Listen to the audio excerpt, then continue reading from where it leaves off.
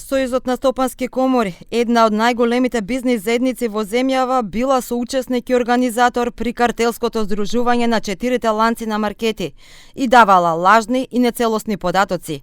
Комисијата за заштита на конкуренцијата прекршочно ја казни комората која треба да плати 0,87% од приходите во 2024 година.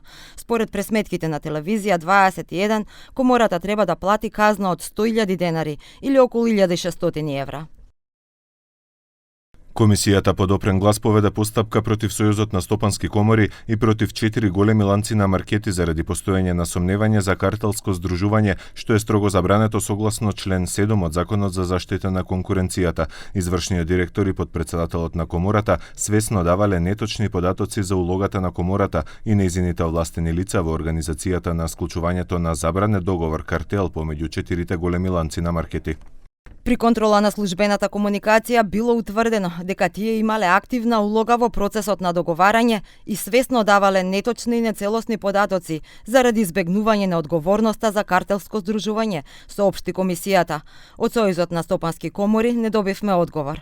Во емисијата пак Бизнис 21 во февруари, токму дента кога Комисијата за заштита на конкуренцијата ги поведе постапките, председателот на Трговската комора при ССК, Сашо Дуковски, негираше било какво здружување.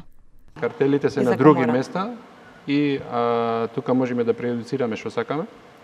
А јас ви кажувам дека такво нешто не се случило, не е точно за никакво здружување, никакво договарање, а тоа се надевам дека се договарале за цени, се надевам дека за многу скоро ќе се докаже низ постапка не.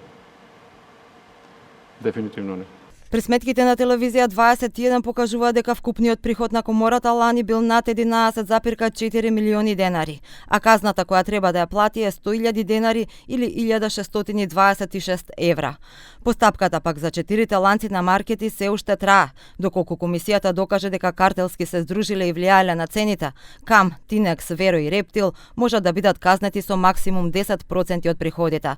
Станува збор за казни и по десетици милиони евра.